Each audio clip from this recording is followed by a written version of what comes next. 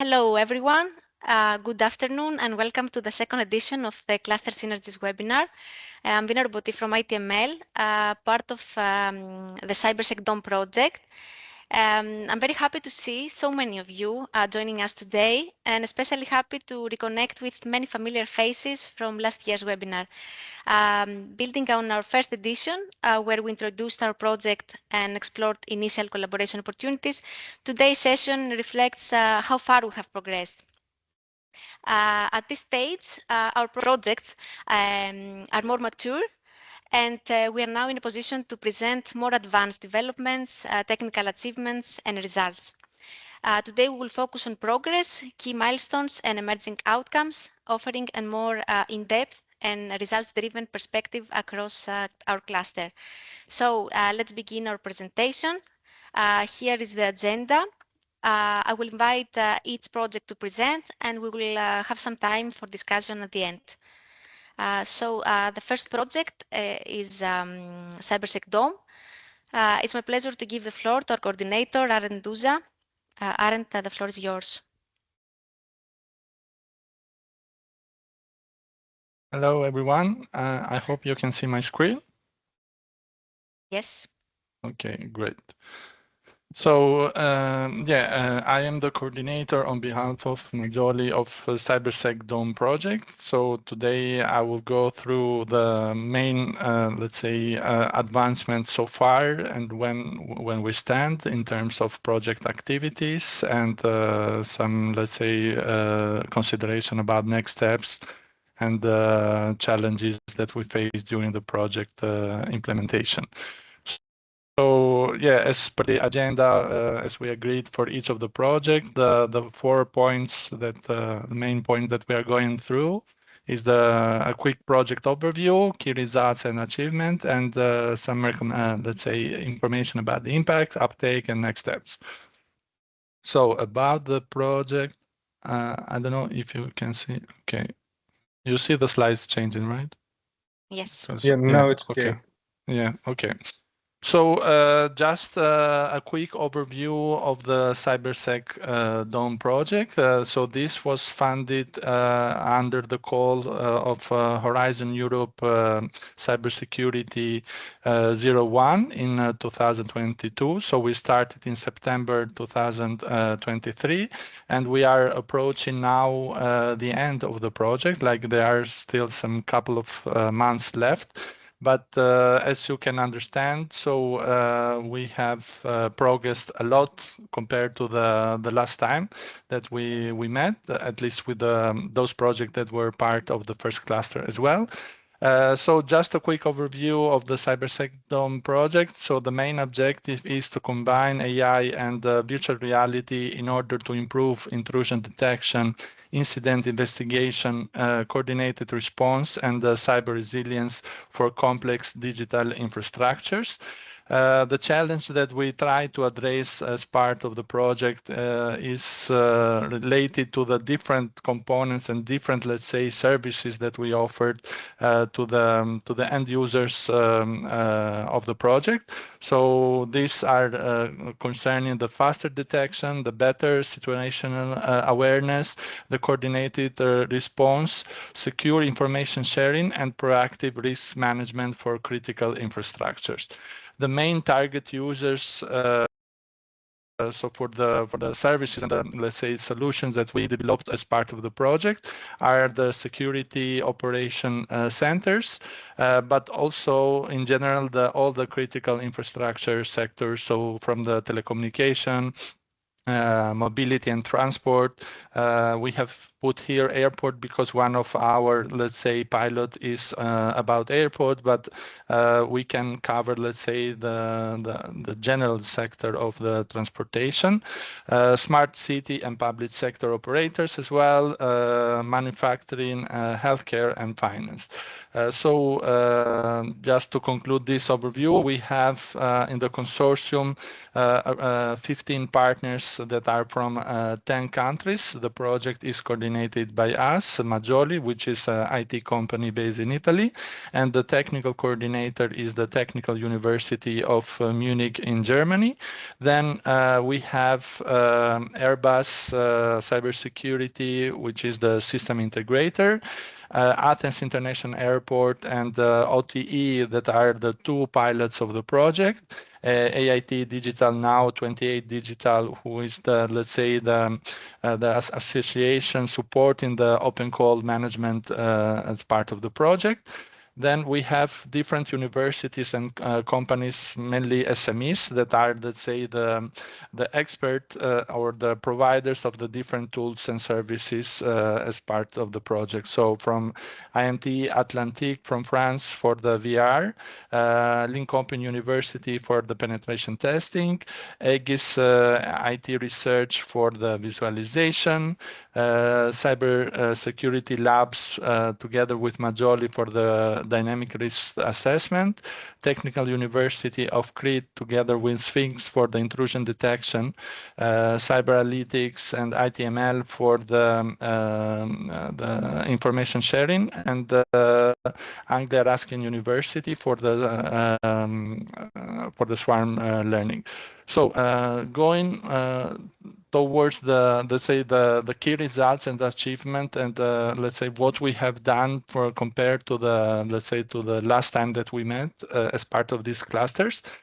So we are now we have delivered the second integrated prototype of the CyberSecDome.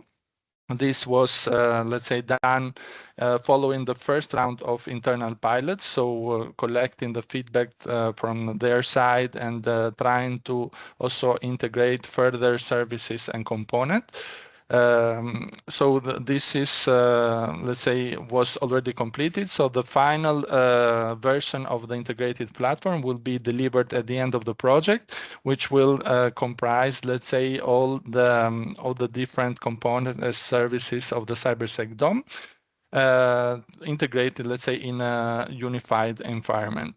Then another, let's say, key achievement is about the virtual validation environment.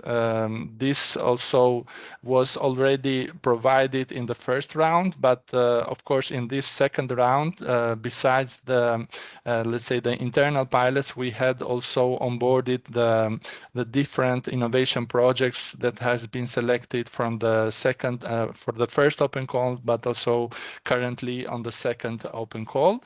And so the CyberAge environment is already in place. And this is being used for the end-to-end integration and testing for the deployment of the different innovation projects.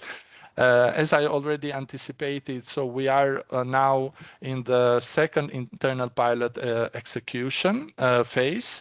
So this is underway with OTE, which is the telecom provider, and Athens International Airport for the airport.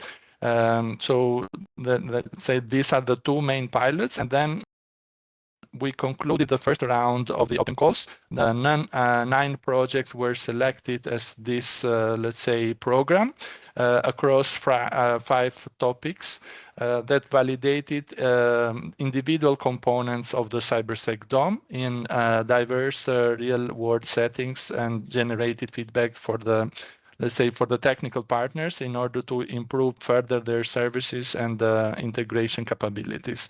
And then, as I already mentioned, we are now ongoing with the second open call, where we have 6 projects that has been funded.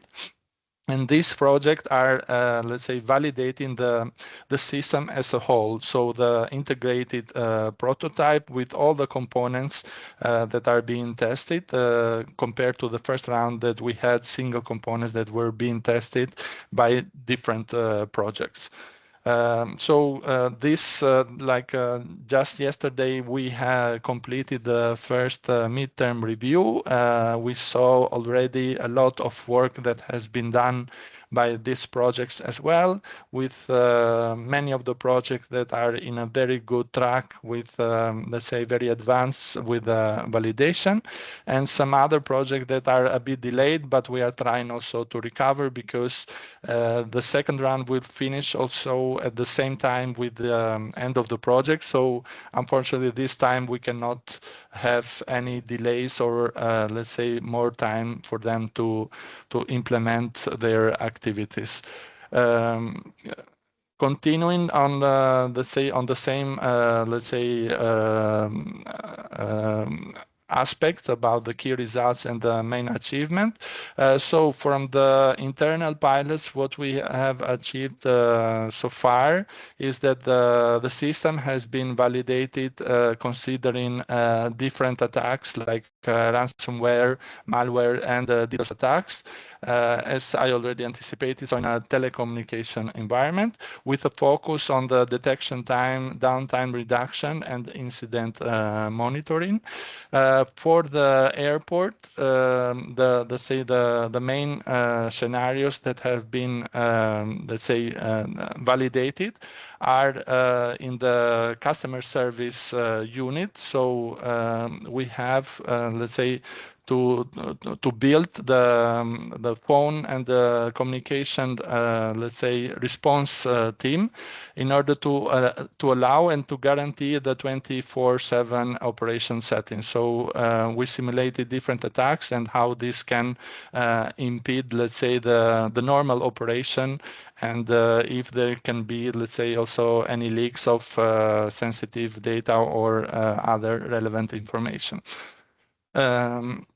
So for the pilots, the validation approach that let's say have been followed, as I mentioned before. So the cyber range provided by Airbus was used as the main environment for the testing and validation, and especially for the airport, we had also a digital twin, let's say, environment where we let's say provided a digital replica of the actual infrastructure in order to enhance the, let's say, the situation awareness for the security operators, but also to guarantee that the let's say the system is operational, and so the different services from CyberSecDome can tackle different scenarios and different attack simulation.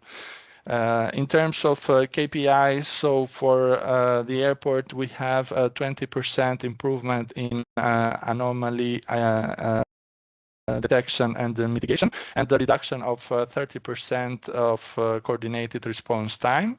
While for the OTE, the telecom provider, we have a reduction of 25% in downtime of system operation and 25% in incident detection time.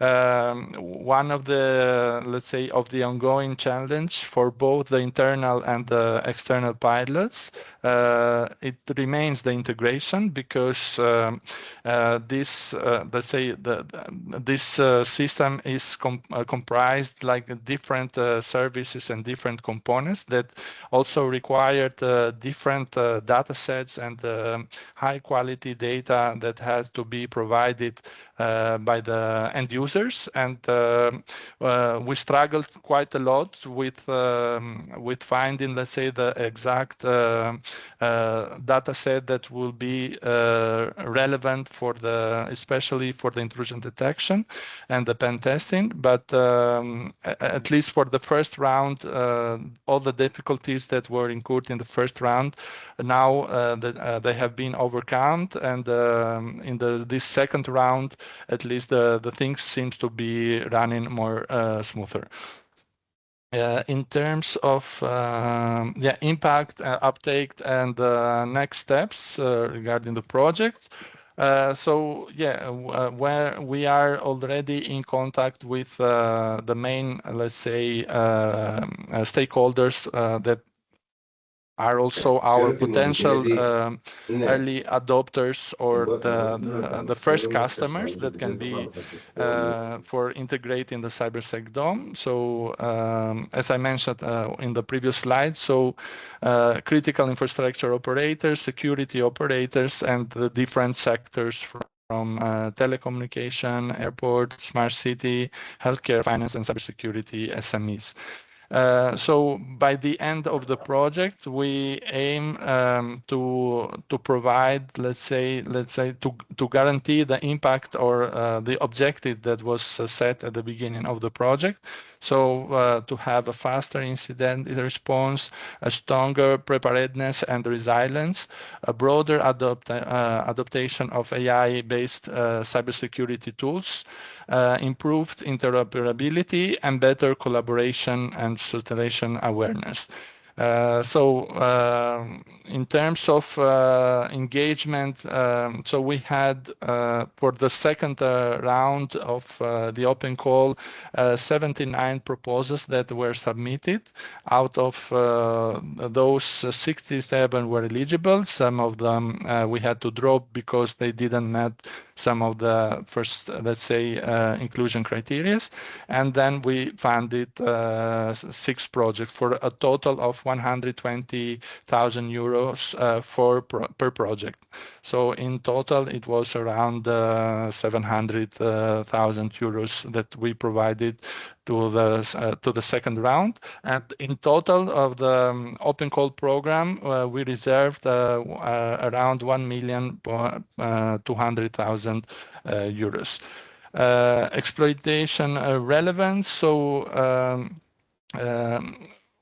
one of the main reasons why we had the open calls was also to expand, let's say, the sectors and the domains where our tools and services are being validated, and also to ensure that the different components are able to respond and to address to the needs and interests of different sectors. So not only of the 2 sectors that are mainly, let's say, mainly covered by the 2 pilots, but also other sectors that so through the open calls we were let's say we were able to test these services and components as part of the open call.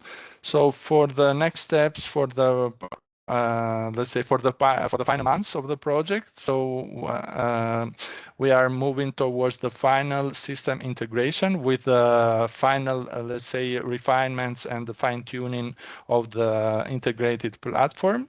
With interoperability and robustness validation. So by the end of the project, we will have also the feedback from besides the internal pilots for the second round of the pilot projects that also they are going to validate the system as a whole.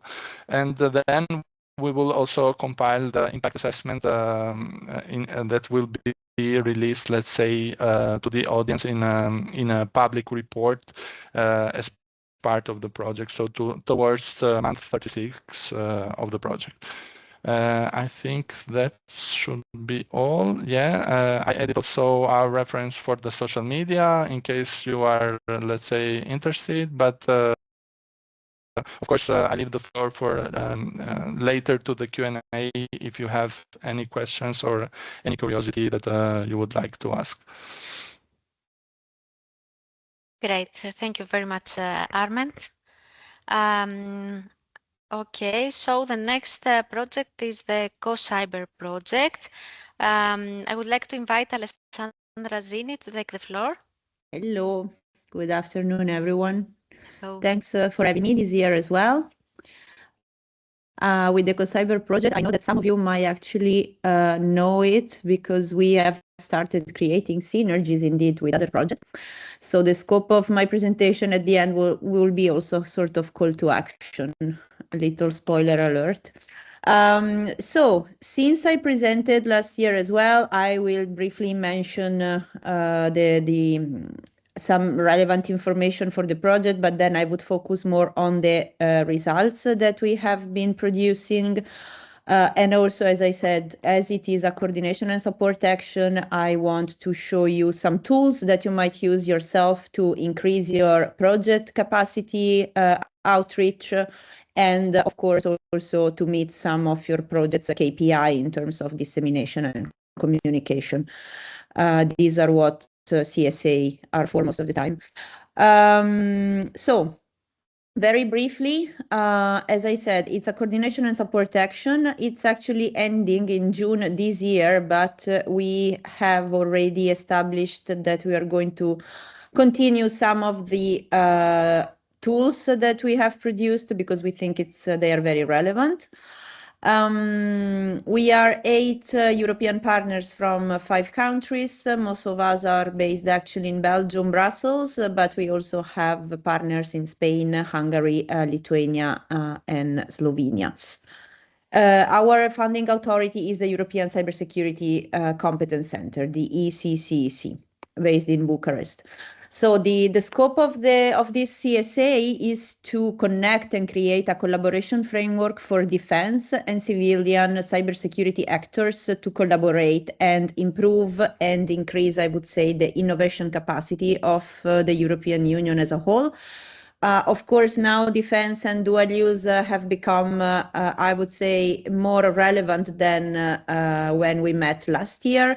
A lot of money will go also in the future into defense-related calls, and all cybersecurity projects are actually quite well positioned to join and apply to this kind of calls because cybersecurity is somehow dual use by almost default. We have just talked about security of digital infrastructure, of critical infrastructure, and this is a standalone example, for instance, on cybersecurity dual use application. So our main results, I would say, our main key exploitable result is the COcyber platform and, well, website, of course, that I invite you to join and to have a look at. We have very relevant features that we think they might be interesting for you, for your organization and your project as well. I will delve into them one by one. So one thing that we thought was quite relevant, indeed, also in view of the future, is a funding sources page where we have gathered all cybersecurity dual use funding available in Europe. So of course you will find the information on cybersecurity calls from the usual programs, Horizon Digital Europe, but we have also included information on how to apply to different defense accelerators, for instance, or services from the EIC, the European Innovation Council, the European Defense Fund, and other private as well funding that you could ideally apply to if you are looking to develop a dual-use cybersecurity solution. Together with the funding guideline, we have also, with the funding source web page, we have also developed a sort of funding guidelines to explain a little bit to the newcomers to this kind of defense-related funding, which are the elements that evaluators value the most and also consider when choosing a winning proposal. Of course, it's very general tips because this also is part of, let's say, a competitive advantage of one organization, but it's very hands-on and practical. So I really invite you to join the platform and download it for your own organization as well. We have also COcyber map that basically include the 71 indicators for any kind of EU cybersecurity insights that you might want to have a look at out of curiosity or because you have to prepare a proposal and you need some context about it.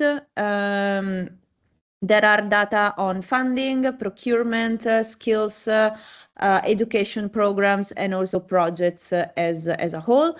And these can be used indeed to identify trends and also compare countries when it comes to different allocation of funding to different initiatives. Knowledge base, what does it mean? It's basically all the cybersecurity dual use resources that we have found already open source and available to the general public. We have gathered them here in this COcyber platform for you to navigate them better. Of course, you can filter them, you can use keywords according to what you are looking for. The thing always to consider is that we have tried to put together everything about cybersecurity dual use. So the dual use angle is our differentiating, I would say, added value, because there is a lot already on cybersecurity from the European Commission itself, but what makes COcyber different is the dual use focus and angle. We have also a project's landscape map and feature that will be further developed by the end of the project. I think that most of the projects present here are also present in our atlas. If you notice that you are not there, you can contact me, and then I will put you in contact with the project with the partner in charge of this feature to see how to include your project. And here as well, the differentiating added value is that we are considering project with a dual use potential. So not necessarily with a dual use angle, because dual use is rather like recent discourse in the European Union project landscape, but we have gathered the ones with the dual use potential, like for instance, CyberSecDome, as I was mentioning before. A very interesting upcoming features that is due to be released in the next weeks is the partner research / matchmaking features. It will be connected to the funding sources features. So you can use it to find, for instance, interested partners to create a project proposal for one of the calls that you have identified as relevant, but you can also use it independently, meaning that if you're just looking for partners, not necessarily for projects or EU proposals, you can use it as well. It's powered by an AI, but you always need to, of course, give the final approval and the final confirmation in case you want to be contacted or you want to contact any of the partner subscribed to the platform. So the only thing required is that you create a login on the platform. It's free. It's quite straightforward, and then the AI will somehow analyze your organization website and provide some key information that it will use to create also your matchmaking profile. You will need to approve or edit, and then the feature does the magic for you. So you will just need to say which kind of partner you are looking for and for what. And we will suggest you, the platform will suggest you with interested partners as well from other organizations. As a CSA, COcyber, of course, is addressing and addresses all the different type of stakeholders, from innovators to researchers to policymakers. And we are now in the final phases of the project, delivering quite some interesting events that I would like also to invite you to expand your network, which is also a good thing to do. We have also a survey that is mostly addressing people who have already used some of the features. So I will not actually invite you to do it because I'm not sure that you are already part of the community. But in any case, whenever you receive the presentation, if you have already started with using the community, please take the survey as well.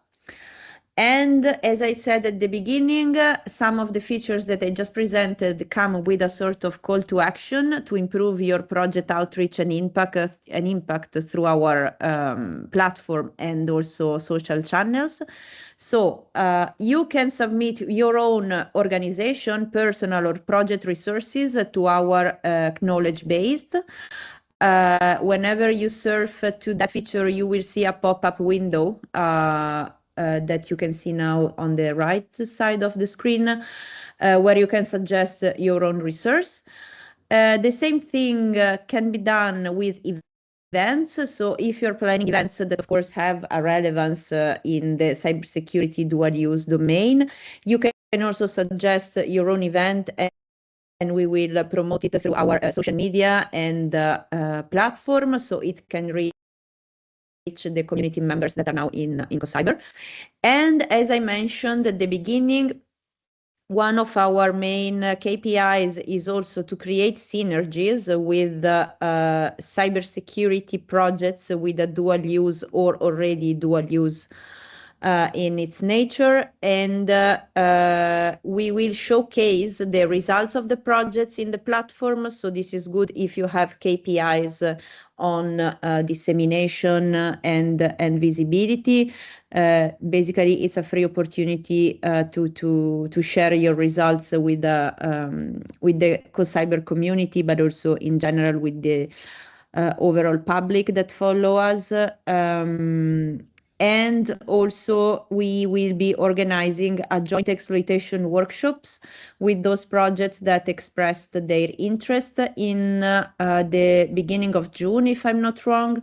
So if you're interested in taking part in this exercise, especially if you are almost at the end of your project and you have already some key exploitable results to work with, please contact me because we will initiate, let's say, the synergies flow, and I will put you in contact with the partner in charge of managing these synergies, so you will also understand how we will publish your results, in which form, and anything that needs to be clarified at this stage. Very briefly, two events for the moment that are planned for the upcoming months. We are delivering policy recommendations as one of the final deliverables, and we have a final validation workshop, I would say, on the 19th of May in a hybrid form. So I invite you to join us online if you cannot or are not in Brussels, and contribute to the validation of the policy recommendations. Of course, each contribution will be duly referenced in the deliverable. Next events that have been confirmed quite recently, so I didn't have time to create the visual, but again, we are going to organize a session at South Summit Madrid on 3, 4, 5 of June. So if you happen to be in Spain, Madrid those days, let me know and I can share with you the official invitation. And the same will happen at the Bucharest Tech Week from 15 to 19 of June. Final event where the projects that will express interest in participating in our synergy activities will have a sort of a private networking breakfast space. So we will invite the projects indeed that proactively come to us to, let's say, to participate in these synergies. The final conference of COcyber will take place on the 25th of June in Brussels in person.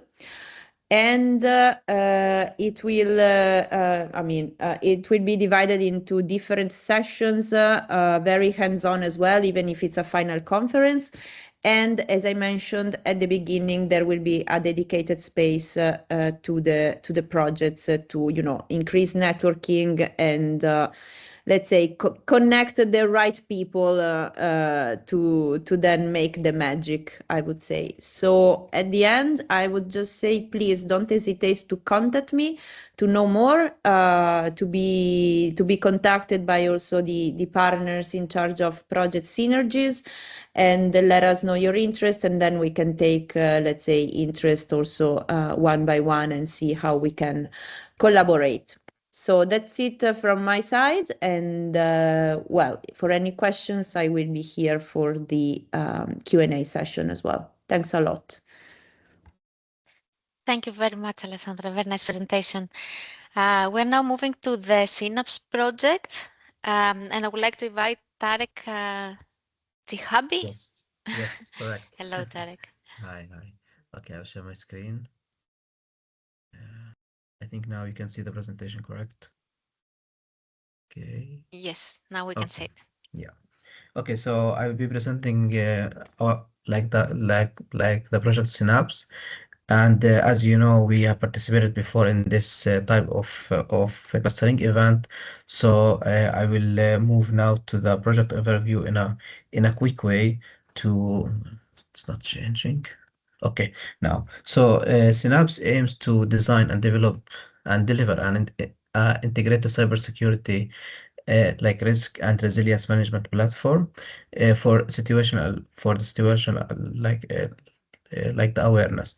The main let's say features of these platforms are the incident response through automation, most importantly, and the AI like situational awareness, and the preparedness through cybersecurity, privacy, and business continuity training. So I will dive through these three, and then I will speak about the smart contract feature as well, which is as well like an important feature of this platform. So I will start by the the enhanced situation awareness, which is the CTI discovery and analytics, the user and the entity behavior analytics, and attack prediction response recommendations. And these are now we are working on this, and I will speak about the achievement where we reach in these three aspects in the upcoming slides. Then, like regarding the incident response and business continuity, we have the coordinated orchestration, automation, and report. We are using, of course, the Cacao standard in supporting this from the start to like till the end until we reach the playbook that we have. And we have a specification of the user-friendly playbooks, and we have the execution and the orchestration of the Synapse playbooks, and we have a parallel execution and orchestration for the Synapse playbooks as well in this feature. The other feature is the integrated risk management, which the economic risk assessment, because we have a smart contract uh, like feature in this project, and we have as well a pilot that is about the insurance. So it's important to identify the risk, the economic risk assessment for this for the insurers. So in this one, we have the quantification of the financial exposure, and we have the automation of the return on the security investment, and we have the smart contract, like the integration of the smart contracts using a blockchain-based insurance triggers. And of course, we have the dashboard and the visualization of this risk assessment. So in this one here, I'm showing you like a very quick dashboard of how it looks. And here you can see in this, in the main dashboard that there is like, by type, the assessment by type. And of course, we have the total, like the results, and down we have the assessments, for the reports as well, these things. Next one is this now about the smart contracts. We have automated claim triggers for the smart contract, and we have dynamic return on the security for the investment, and we have a financial impact forecasting. So we can forecast how much the financial impact will be for, let's say, in order to, let's say, estimate the loss scenarios for these policy clauses. And we have some like a standardized APIs, economic APIs, which we can expose the risk indicators via, the secure REST inputs for the smart contract decision making.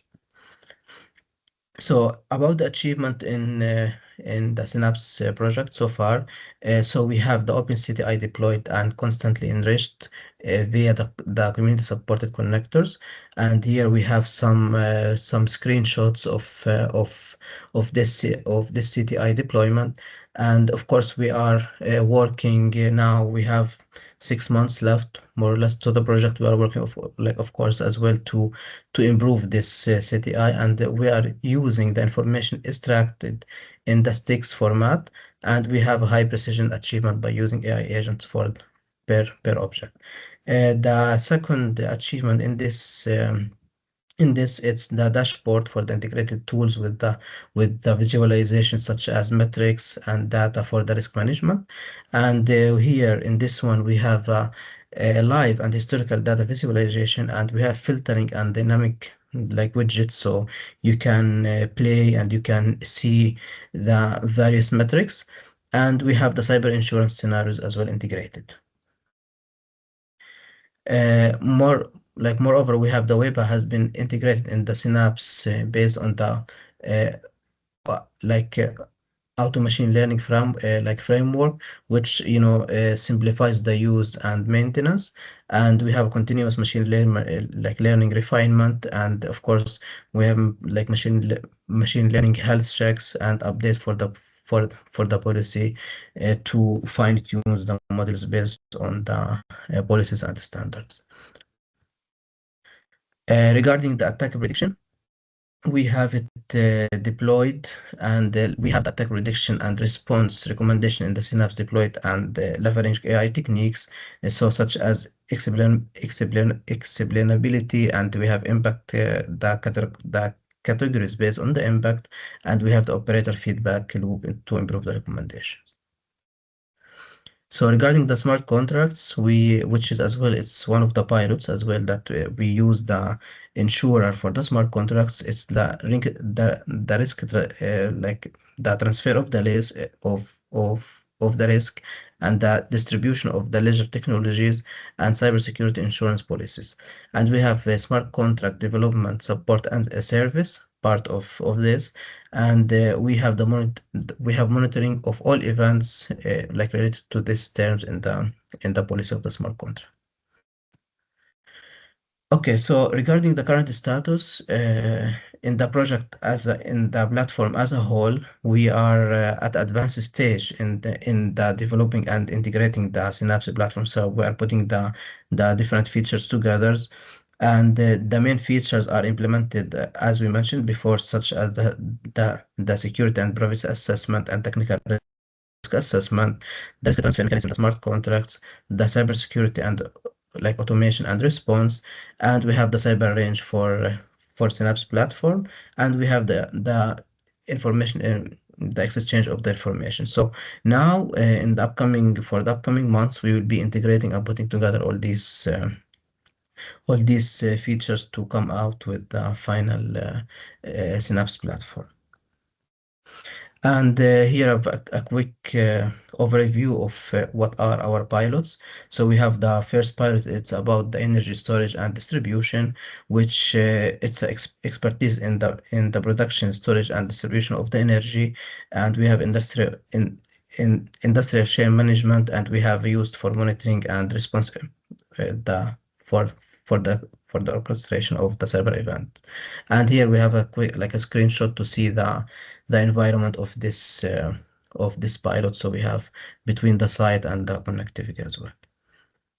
The second pilot, which which take care of the healthcare, and here, as we know, in the healthcare we have important data and the critical data, so we need to be very careful in this. And we have here the supply chain attack, like the scenario is the supply chain attack targeting the delivery pipeline between the public healthcare portal and the EU country, anyone. In this case we have Cyprus. And we have another scenario, is that compromise of the source code and or in the delivery to the pipeline, so which leads to loss of valuable data and the availability of the deployment. So Synapse role here is to detect the abnormal behavior and prohibit tampering with this deployment pipeline in a real line. Also, we are NIS2 compliant report and distributes to the relevant national authority. The third pilot is about the cyber insurance, which, as I mentioned before as well, it has a connection with the smart contract. So here, it's to have the insurance request based on paper processing. So the market right now in the insurance is based on paper, and we have risk profiling based on the prospect insurance declaration or incident verification after a period of time. The Synapse contribution to this pilot is to the insurance request will be on a digital background and a digital environment, and the risk profiling will be based on a comprehensive risk assessment, not only like a prospect for insurance declaration, but like a comprehensive assessment for the future as well. And we have instant verification via the smart work contract, and ongoing validation of risk of the risk. And finally, we have automated policy management. And that's all from our project. Perfect. Thank you very much, Tarek. Okay. Yes, now we will proceed with the next project. It's the console project. And Ovidiu, Mihaela, please take the floor. Thank you very much, and thank you for organizing the event together. It's very important to learn about what other projects are doing for the KPIs, of course, but most important to actually get to know exactly what's happening on the scene. My name is Ovidiu Mihaela. I'm coming from Bitdefender. Bitdefender is the coordinator of the console project, and I will follow the recommendation in terms of the content. CONSOL stands for Cybersecurity for Resilient Software Development. It's a project funded under Digital Euro program. ECCC in Bucharest, it's financing the project. We have started back in November 2023, and we are almost finishing the implementation, expected to be by the end of October this year. In terms of what, the console platform, it's a market-ready cybersecurity tool, which helps European small, medium enterprises and startups secure their software development lifecycle. And why? Because together with Bitdefender colleagues and then with the consortium partners, we have observed what's happening on the field of SMEs and startups active within the software development industry. And we've seen that we're talking about a very fragmented market. Also, we observed that some of the personnel involved in the software development wasn't very well prepared in terms of their technology stack. And also one main point was the affordability of these tools, because on the market we can see a lot of tools addressing bigger entities, organizations' needs, but not necessarily startups and SMEs. So then we started our development having in mind three pillars. First of all, we aim to make the console platform affordable. Then we aim to increase the cybersecurity posture of the software development lifecycle. And thirdly, we wanted to keep the things as easy as possible. Therefore, we aimed for a very easy to use platform. When talking about who's behind the console project, we are 11 partners coming from 7 different member states. Bitdefender, based in Bucharest, Romania, it's the coordinator. And we are having also EGIS, Cyberalytics, Fourth, Security Labs Consulting, 28 Digital, Apiro Plus, University of Patras, Plugpoint, Ringel, and Infotrend. These are the partners which form the console consortium. As you can see, the vast majority of the composition is based on small, medium enterprises. We believe that we want to design this tool for SMEs, but I think it's a very good use case that we are involving SMEs in our development as well, because we can understand much more intimately their challenges and needs. If we're looking at the results and achievements, last year was quite an important year for the console project. By month 18, which is April 2025, we already released the initial version of the platform. Also, last summer, we had the midterm review, which we passed successfully. We had some minor recommendations, but so far so good. And most importantly, we focused very much on the testing phase of the console platform. So here we divided this on a twofold level. We have 3 internal use cases, and also we organized an external validation activity, and it was basically an open call procedure. We received some 20 plus applications, and then we ended up with 6 companies which are now considered external validators. And we did this to expand the testing surface and try to incorporate other verticals than the 3 use cases. If we're looking at the differentiators, first of all, we addressed this fragmentation dimension that I've mentioned at the beginning of my presentation, trying to integrate as many as possible components in an orchestrated and automated framework, the console platform. We wanted to embed the security from the very beginning and moving a bit the focus from the end of the cycle towards the beginning of the cycle, and not looking at the cybersecurity of the software development as something which could be nice to have. We looked at it as a must-have. Then, as mentioned before, we've tried to incorporate meaningful training sessions linked to real vulnerabilities discovered along the scanning process. And of course, as mentioned before, we had in mind this need of SMEs and startups. Therefore, the entire build-up was SME first architecture, once again focusing on cost and usability. Moving forward, I want to focus a bit on the use cases and the pilots. We have 3 internal use cases coming from various verticals. We have the RESCALE team covering cloud automation, then PlugPoint covering electric vehicles. These 2 pilots are coming from Romania, and they are utilizing the console platform on cloud, while the third pilot, it's University of Patras, and they are using console on premise, and they have the disability platform in cooperation with the Patras municipality.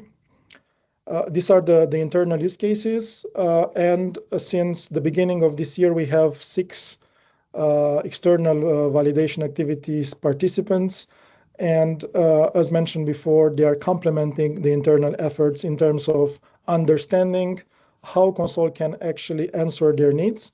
And it's a both-way communication, because it helps us a lot to understand what we could do better in terms of platform optimization, since we are preparing for its final release by October 2026. If we're looking at what's happening on the KPIs dimension, we've seen already significant improvements when talking about detection coverage, response time, and automation levels. And this was happening for the internal use cases as for the 6 EVAS participants. We recently had an event with these 6 participants where they presented their preliminary findings. And for the time being, we're very jolly with the results that we are seeing. Of course, there are some bits and pieces to be refined, and one of this challenge was to reduce the number of false positives when looking at the security clues. For the last part of my presentation, we believe that console could be a self-sustainable project. We believe a lot in this idea. Therefore, we have made a lot of efforts in terms of finding the right ways to exploit the commercial results of the project. We intend to tackle, at least for the moment, two routes. First of all, Bitdefender will take the lead in integrating the console platform in the Gravity Zone security suite. This is one of the ideas that we have, and we've been working already on this. And also one very interesting positioning is that we would like to make or transform console in an official tool to run EU-funded software projects, and I think this would be a fantastic benefit for the community as well. As next steps, we are very close to finalize this external validation activities implementation. And of course, the remaining 6 months will focus on integrating the key findings in the final version of the platform. As mentioned before, we are targeting its release by October 2026. And in terms of the other pillar of a EU-funded project, the impact, we are looking forward to organize an event in Bucharest in October 2026. It's the Console Open Day. We will showcase how the platform impacts our use cases, and also we want to create a bit of emulation within the Romanian software community, since Romania is one important country where this vertical is quite well developed. So if you're in Bucharest in October 2026, we'll be more than happy to welcome you on this event. Also, since it's the call to action part of the presentation, if you're interested in playing and trying the console platform, we would be more than happy to provide you with the access. I think this could be helpful for you, for your projects, and for your partners as well. And also, as mentioned before, we are looking forward to expand the verticals in which console could bring some impact.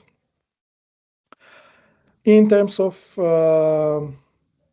getting in touch, of course, we have, as every project, the console project website, consoleproject.eu.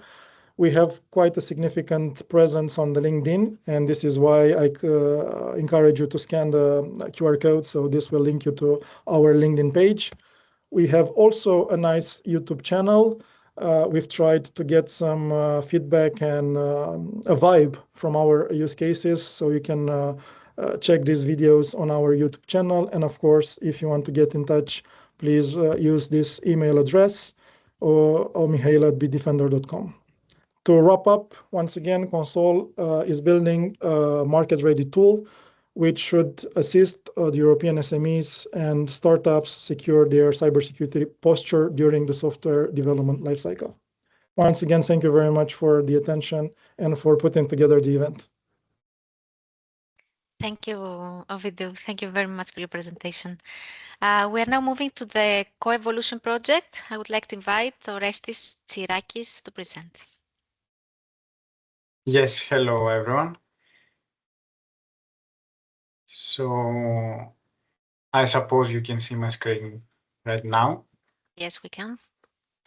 Okay, perfect. So hello everyone. My name is Orestis Tsirakis. I'm a member of Cyberanalytics Limited, and I will present to you the COevolution project. Okay, so I will start with the project overview, then I will go through some of the key results and achievements, the impact, uptake, and the next steps, and then I will end with a contact and the closing slides.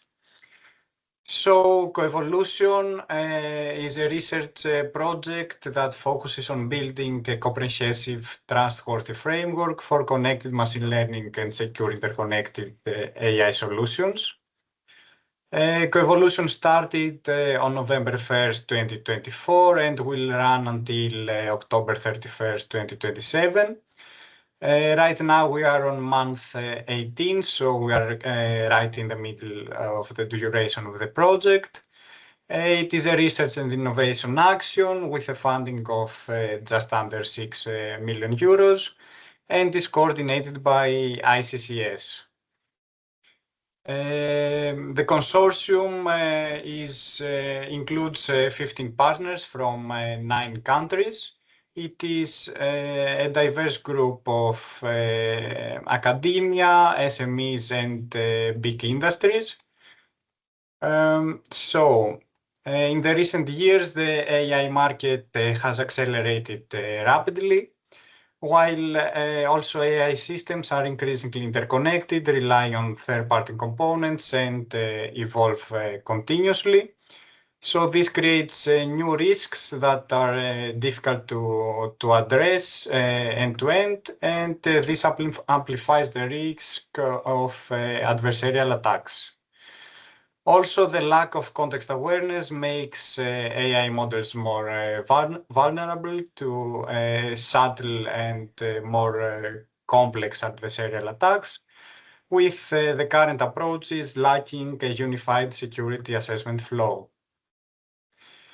To address these challenges, COevolution envisions to create a universal multi-layer hub, providing a coherent security, trust and robustness risk assessment and security assurance flow, aligning with ML DevOps and EU regulatory guidelines, to integrate security and robustness across the entire AI lifecycle, including the model design, the development, training and testing, and also the inference stage of the model, to create an end-to-end security, trust and robustness assessment solution, generating context-aware AI models that can dynamically change depending on their environment, that are characterized by their AI model bill of materials, or the AI emblem, as we call it, and I will talk about it more later. And finally, to create and provide open source trusted datasets and AI models. So a key process of the COevolution framework is the STR assurance flow. The STR assurance flow is responsible for the development of AI models.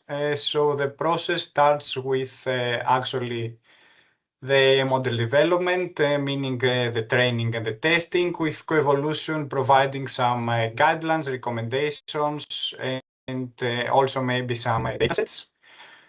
After the development is done, the framework performs some security assessments on the model, testing the model against various attacks, and then providing some reports regarding its security and its robustness. Then the user can enhance the AI model using some defenses and gadgets that the COevolution project provides. And then after that, the user can run again the security assessment on the enhanced model in order to see its improvements and harden the model until the user is satisfied. All this process is documented and consolidated in a single artifact, the AI emblem. Okay, so the AI model bill of materials is inspired by the software bill of materials and is enriched with data provenance, model behavior, and ethical compliance. It describes datasets, dependencies, owners, users, and security-related information. It acts as a carrier of credentials throughout the model lifecycle, so that the platform can validate the model's integrity and promotes transparency in robustness, trust, explainability, and fairness. So as you can see on the right, after the model development and the assurance process, the AI model bill of materials are developed. Here, this is an AI supply chain example that we are working on. We have 3 models working together in an AI supply chain. And each one of them is paired with its corresponding AI emblem. This AI emblem is verified by another engine of the COevolution, the security runtime monitoring, which is responsible to monitor the inference stage and the execution of the AI models in order to guarantee that the models that are actually operating can be trusted and are robust enough in order for the execution phase to be secure. Also, the runtime monitoring engine can provide some information for the context awareness of the models. With context awareness, the AI models gain environmental awareness through cross-model embeddings. It supports adaptive, intelligent behaviors based on deployment context. Context awareness mechanisms are infused into the AI models at the deployment phase.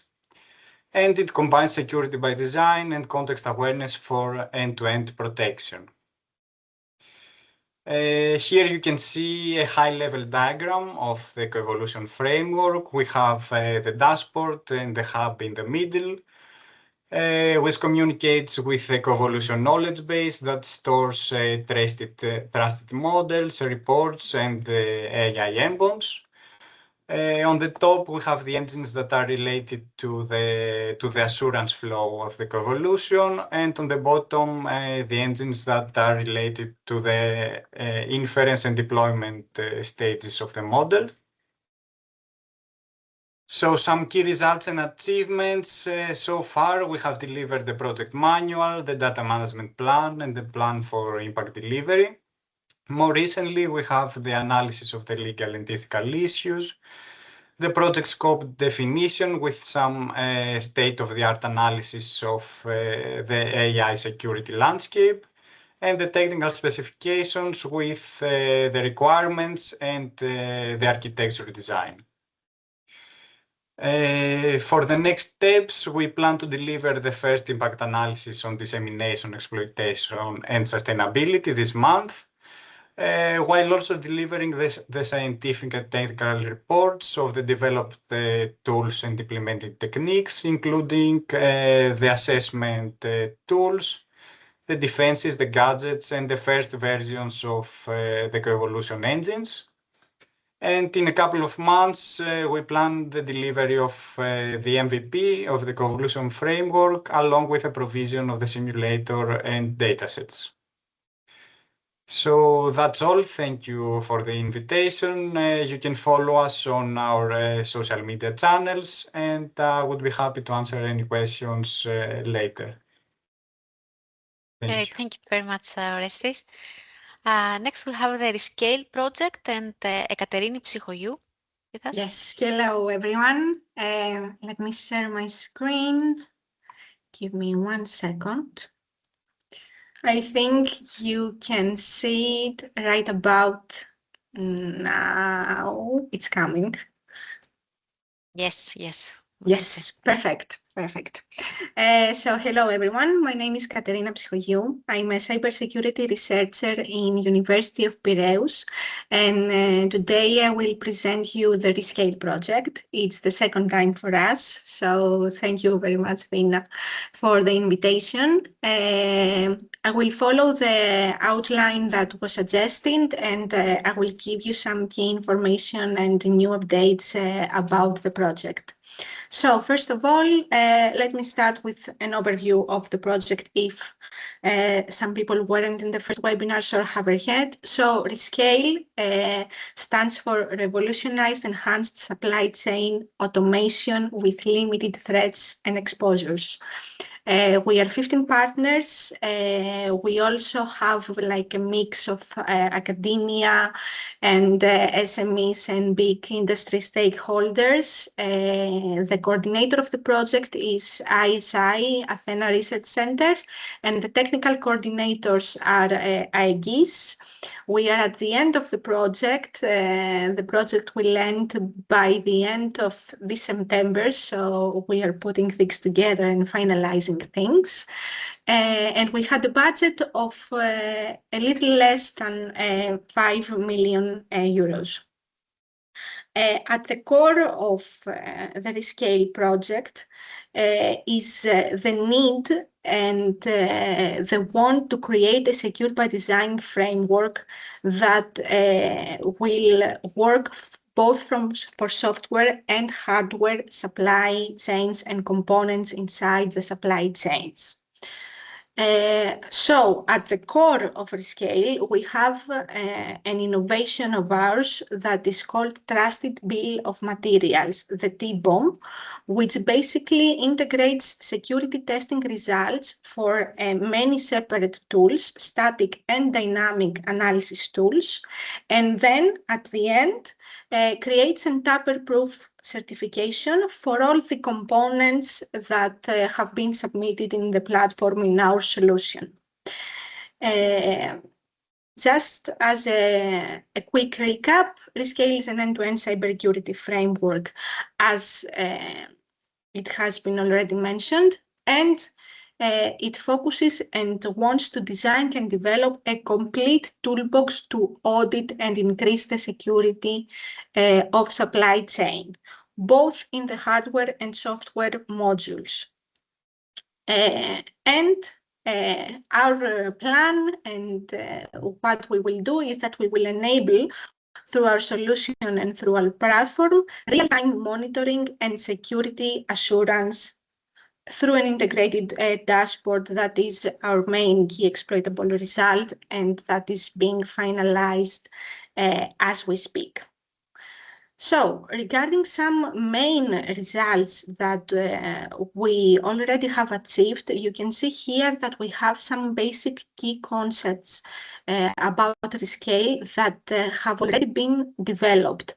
I think the slides will circulate to all of you, so I will not go into much technical depth right now. We have some static supply chain component guarantees, the dynamic supply chain component guarantee. So as I said, we do both static and dynamic analysis, both for software and hardware.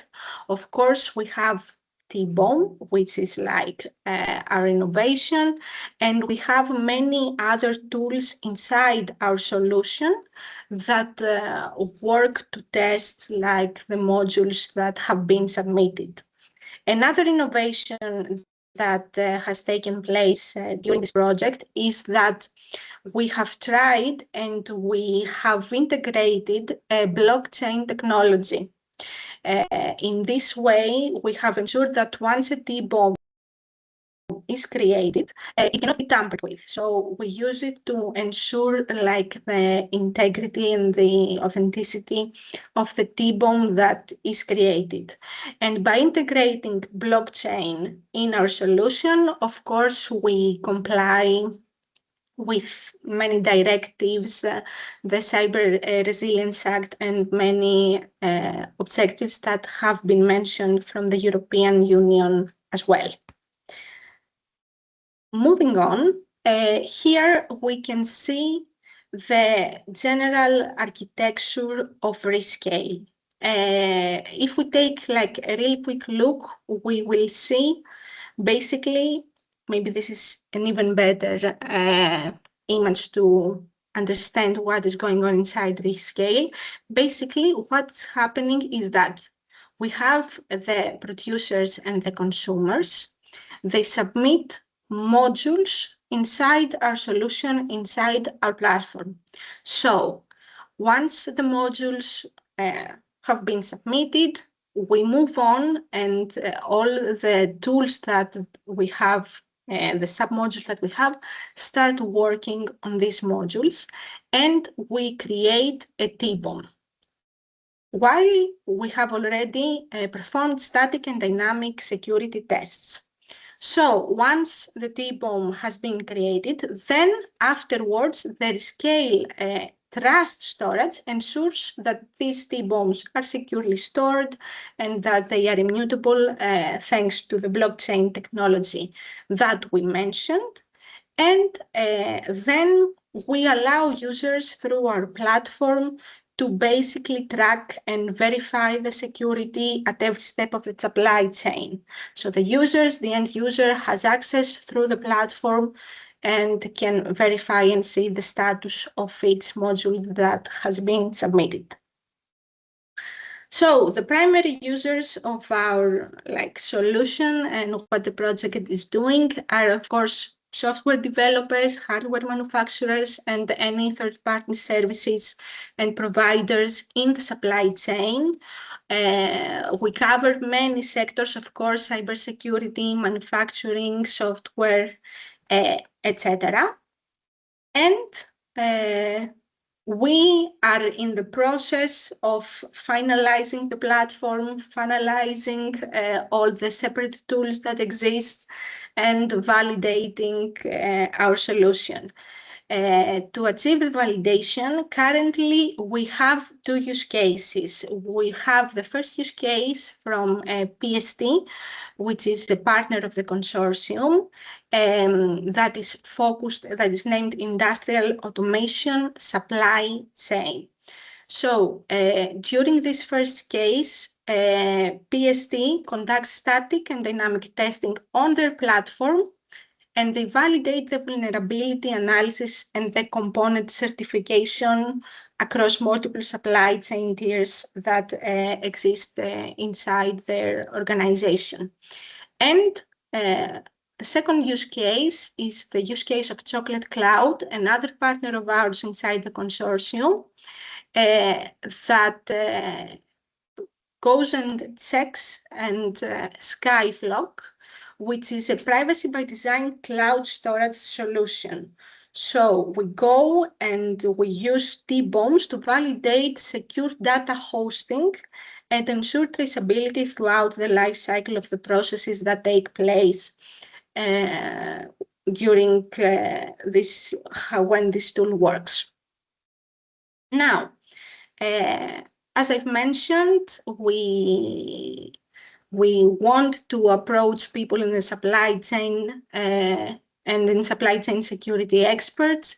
We want to increase our visibility. With the project closing, we are trying to finalize all the tools, but we are in many talks with not only industry stakeholders, but policymakers and standardization bodies as well. And our next steps are, of course, to finalize a full, complete business plan, from free plans to plans with prices that will allow us to proceed with the RESCALE commercialization and integration into European standards.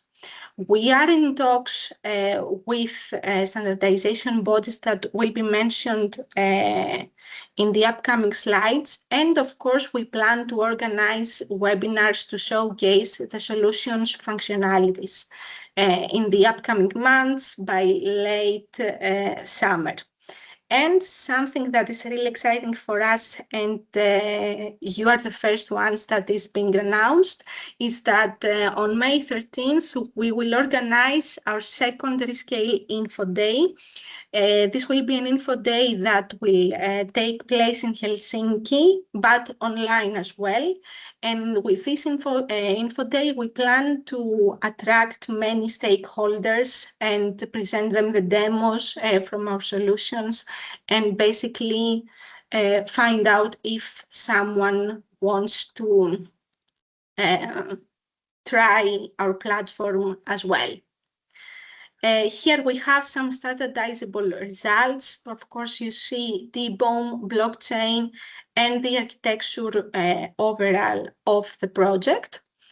And as I said, we are in extensive talks with many standardization bodies. We have some communication and the collaboration with Sense and ELEC. We have presented the project and the demos to them. We are in communication with the Greek standardization body, same with Cyprus, Finland, and we are in talk with the Serbian standardization body as well. We have given presentations both in ETSI and EITF, and we were asked as well to give some feedback on some standards regarding supply chain security, which is really exciting. And because we have such a nice collaboration with standardization bodies, we have also created a standardization white paper that has been published. So to sum up, RESCALE tries to build a future of supply chain security with some innovations that we have created. And as the project is closing, we invite everyone to visit our website, of course, our LinkedIn, and all our other social media channels. And we have already uploaded our demos as well. So if someone wants to take a look, he can do that as well. Thank you very much, and I will be there for any questions. Thank you very much, Ekaterini. Very nice presentation. Next project is ResilMesh project by Brian Lee. Hi, everyone. Can you see my screen? Yes.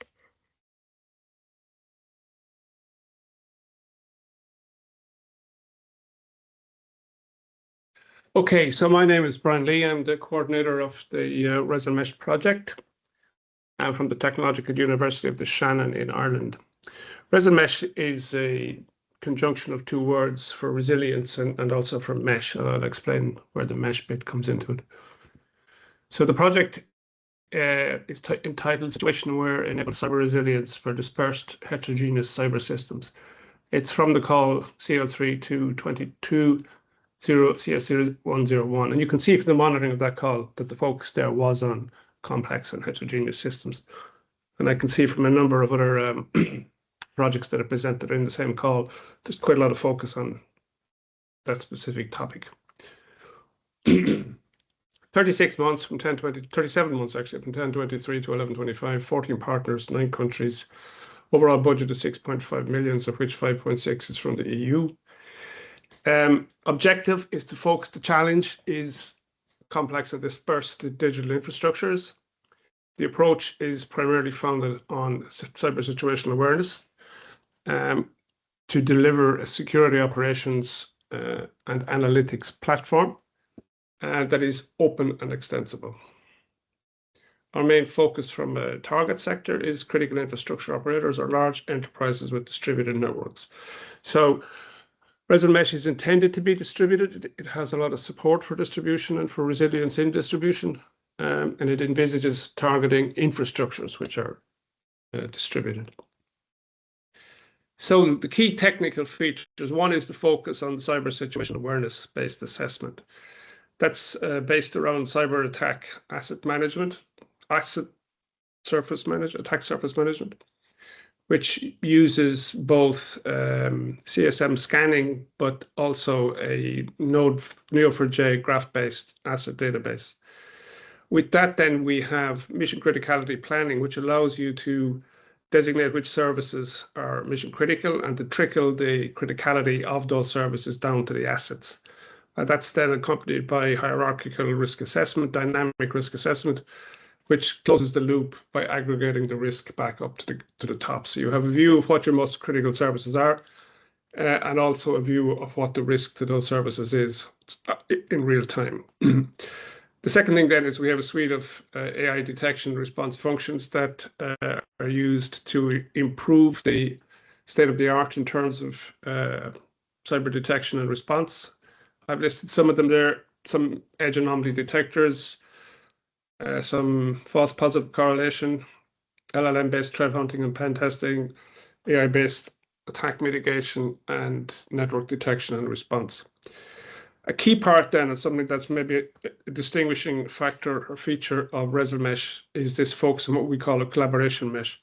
And that's based around two levels. One at the level 3, where we have used NATS, which is a Kafka-like equivalent, except NATS has a lot of other features built in, including the capability to have a microservices service mesh, which is very lightweight when compared to the likes of Istio. And it also builds a lot of communication resilience into the NATS fabric. So we have extended that with moving target defense or are extending that through an open call with moving target defense. So what that means is that if your components are distributed, your edge AD components or other components, no data gets lost, even if the network goes down, because NATS has the capability to buffer streams and store streams temporarily, and then ensure everything gets sent when it comes back up. It also means that your infrastructure, given these days of hybrid threats, it means that your detection and response infrastructure is very resilient, because on a Kubernetes-based approach, we keep creating pods and moving pods around, and also injecting honeypot tokens into the pods in order to create deception. The second aspect of the collaboration mesh is interoperability. And here we look at the Gartner cybersecurity mesh architecture, and also what is happening with the OpenXDR in the Open Cybersecurity Alliance. And so we focused on not just having open standards here, but also having a very pluggable and extensible architecture. So if you see on the right, for example, we have what we call a ResilMesh core, which provides the basic SIEM type capability along with asset management. Around that, then we have a number of integration reference points, which allow you to add threat analytics as you would like. On top of that, then you can add situation assessment, which goes back to the mission criticality planning and the hierarchical risk assessment.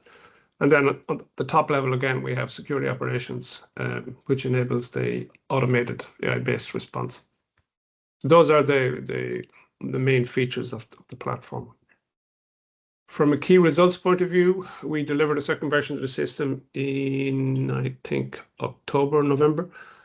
And that is now has been integrated and has now started with the pilots. Pilot 2 is underway. Pilot 1 was completed. Pilot 1 we didn't take any KPIs on Pilot 1. We used it more as a pipe cleaning exercise and to get some feedback from users as to what they saw as the most beneficial aspects, but also areas for improvement. So we focus more from a design point of view. Pilot 2 is underway. We have not yet collected any KPIs on that, so I can't give you any solid information on that. Open Call 1 was completed with 5 projects spread across a number of different OT areas and IT areas, and OC2 is now ongoing with 4 projects.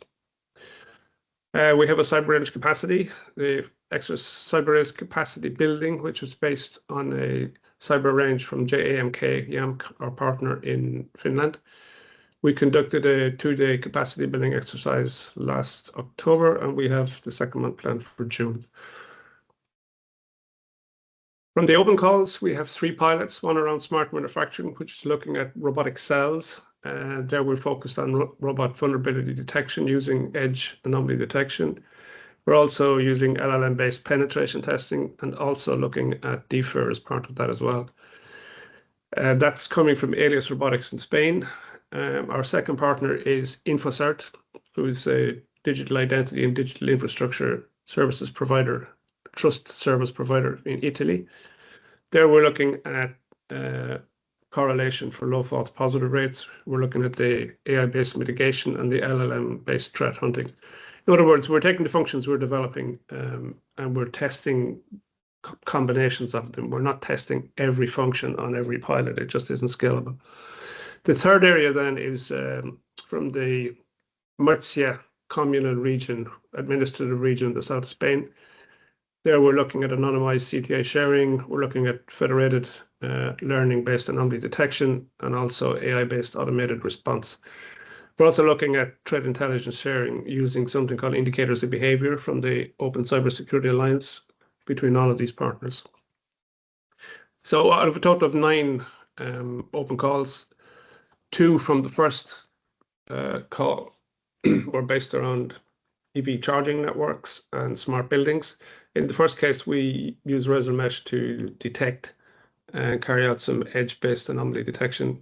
And in the second one, the smart buildings, we verified the return loop, which is the use of OpenOC2 to carry out automation. One example from the second call is around graph-based XAI for threat intelligence on edge infrastructure. Okay, impact, uptake, and next steps. Our stakeholders and adopters, as I said, primarily we're looking at operators of digital services and infrastructures which are distributed and dispersed. Also, CSIRTs interested in AI-based attack mitigation and edge-based edge AI security solutions.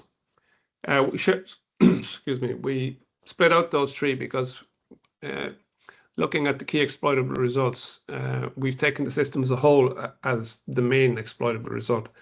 But then we're also looking at some of the partners who are developing edge-based AI are interested and are talking actively to security automation providers. And then the third one is related to the AI-based response mitigation. And there we will talk with CSIRTs in large infrastructure providers. So what are the benefits? The benefit is, if I start from the bottom, one of the main things we're trying to do here is to look at the mission to asset criticality mapping and hierarchical risk assessment.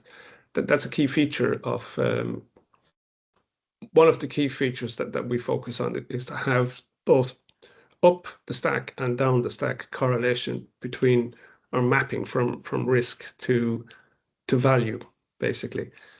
We're also looking at edge-to-edge AI detection, which we've demonstrated in a couple of the projects. We have seen that ResilMesh handles easily both IT, OT, and cloud environments. Indicators of behavior sharing, again, is something unique we're doing here. For those of you who may not be aware of it, the Open Cybersecurity Alliance looks at raising the bar, or raising the level from indicators of compromise. So what the IOB standardization work has been around creating STIX objects to capture technique level activities and to string those together into a sequence of activities. So you capture not just an indicator of behavior, you have a higher semantic indicator, and also you have a sequence of those indicators so that you can actually capture a whole multi-step attack, all the steps in the attack. And then to bundle those into, or create those STIX objects for each of those, define the accompanying playbooks, correlation playbooks, and package the whole thing into one big STIX bundle for sharing, let's say, highly semantic threat intelligence rather than just indicators of compromise. Within the project, we have modified what they're doing. Our purpose in the project is really to disseminate the concept rather than to reinvent the wheel. So we've built a simplified way of doing that, and we're sharing the information using attack definitions, using attack flow builder. Also, we have made a big push to have, as I said, to improve the interoperability between security controls based on the CSMA. And critically then as well, we're looking very much at the mesh aspect. So the mesh comes into two parts. It comes into that connectivity mesh at the level 3 and the interoperability mesh at the level 7. So the connectivity mesh at level 3 is based around the NATS service mesh concept, aligned or enhanced with our own additional moving target defense concepts. So far, we've had quite a lot of engagement going back over a couple of years now with the IOB. We've presented our concept to them, and we're exploring possibilities to extend that with them. We've had a number of outreach webinars. We've had engagement with a couple of edge AI providers around commercialization, some of the outputs from some of the partners. We've spoken with a couple of national regulators, and we've been to many, many different events and conferences up and down the countries. The exploitation potential, most of what we develop will be open sourced. I don't think there is an interest in the project to jointly exploit the whole platform. But certainly there will be exploitation of individual components within the platform. We've had a number of outreach webinars, as I said, sorry, I remember. So that's open source core. Because again, it's modular, it's quite flexible, so people can take it and add as they will. And that's about it, I suppose, really. We are, of course, exploring primarily, I think, the avenues with security automation providers. And also, we haven't really begun to push very far into the critical infrastructure providers at the system level.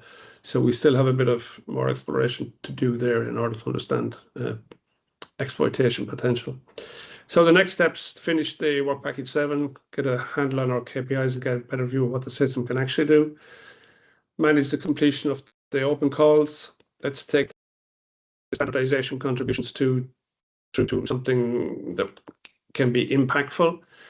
I should say also that within the project, we're looking at extending CACAO, or the use of CACAO, with the University of Norway, who are heavily involved in the definition of CACAO with an OCA. So we want to augment that capability as well and connect it with the platform. And then I suppose for the next couple of months, future stakeholder engagement is pretty key to us to build here on what we've already started. And that's all from me. Contact details are there.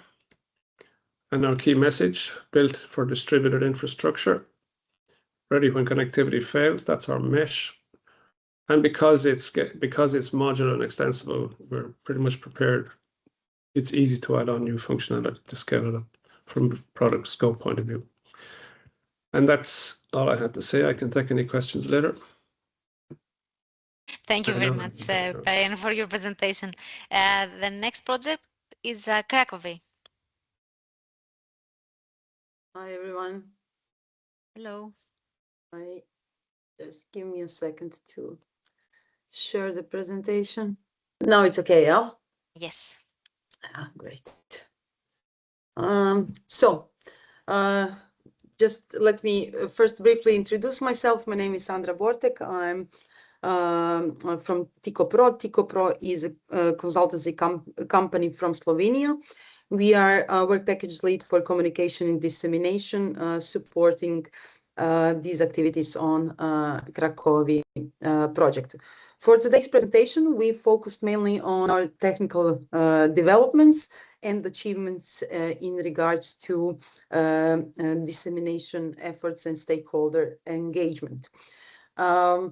First, just to give you a brief overview of the CraCoWi project. CraCoWi project is an EU-funded project through the Digital Europe program. The project started in September 2024. It will last for 36 months until next year, August 2027. The consortium consists of 14 partners from 4 European countries, and we've covered all our aspects from technical part. We have excellent technical providers. We have governmental companies as URSI. We have standardization and outreach experts, as well as critical infrastructure companies such as Motorola or government bodies such as Ketiak from Greece. We are halfway there. We are expecting a midterm review next week. So cross your fingers that everything goes well for us. So what is a CraCoWi? CraCoWi is empowering businesses to meet the Cyber Resilience Act. Just a second. Empowering businesses to meet the Cyber Resilience Act standards with simple to use cyber compliance wizard tool. Our goal is to empower SMEs and manufacturers to adopt these rules. And our approach is by creating this compliance wizard, which is AI supported and automated tool. We are building a framework that will support security by design, automated compliance assessment, certification support, and support monitoring and updates of the digital product. Our major outputs or key outputs, we see it in 2 ways. One is CraCoWi Wizard, a tool that will support CRA compliance assessment. generate the documentation and provide cybersecurity certification. And on the other side, provide evidence for this certification or presumption of compliance. On the other side, we built something that we call CraCoWi. This is our platform where we share our trainings related to CRA and build awareness around Cyber Resilience Act.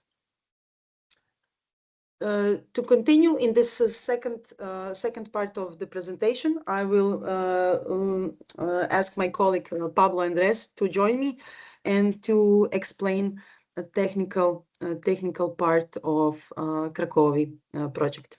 Pablo? Yeah, thank you, Sandra. Okay, so what we want to do now is to talk about in part of the CRA life cycle. Basically, the life cycle starts before the product comes to the market.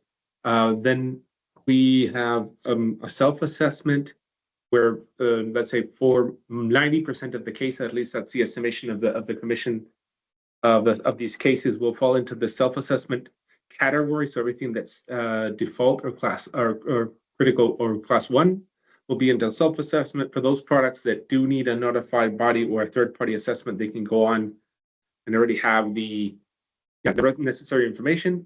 Once that is complete, the products get the CE mark and they go to market. And of course, come the maintenance releases and of course the end of life for the project. Sandra, can you do the next slide, please? Okay, so, and this is more or less a part of the compliance is where most of the SMEs get stuck. Right, because the CRA doesn't just ask you to scan your product, it needs you to have a complete dossier of technical documentation, right?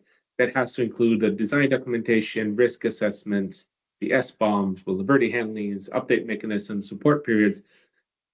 There's just lots of details that are spread around different annex sections and different evidence that they need to do. And what we've learned about this, during the projects, of course, lots of manufacturers are already starting to ask about CRA and trying to worry themselves of what they need to do, but very few of them know exactly what they have to do this, and this is where we want to try to help them with our wizard. Okay, so in our wizard, we have, as part of the CraCoWi project, we have two main technology providers, or two technology solutions. We have the COcyber solution, which provides network side testing communication analysis, which is provided by SevenShift, my company. Then we have OneKey, which is a compliance solution that's more focused on the firmware analysis and SBOM generation, the same as triage of the information. And for CraCoWi, we are doing a combination of these two and adding an additional guidance layer, which is going to help the SMEs to be able to navigate this path and take them through the different steps. So how is this going to work? It is that you go from your product to your complete compliance dossier over 3 phases. Phase number 1, of course, you identify the project. We already have a tool that is available on the CraCoWi website, which is our scope check, which allows you to directly answer a couple of questions in less than 5 minutes. Know if you are affected by the Cyber Resilience Act and what your responsibilities are. What is your role in it? Does it manufacturers and, for example, distributors have different responsibilities? So the idea is that you can capture that information. In this identify phase, you also enroll to the rest of the platform. And then you can do confirm the product identity, figure out what are the initial components, define support periods and whatnot. And step 2 is where we go into the document and test phase, where we're basically collecting all the different information that has to be in the dossier.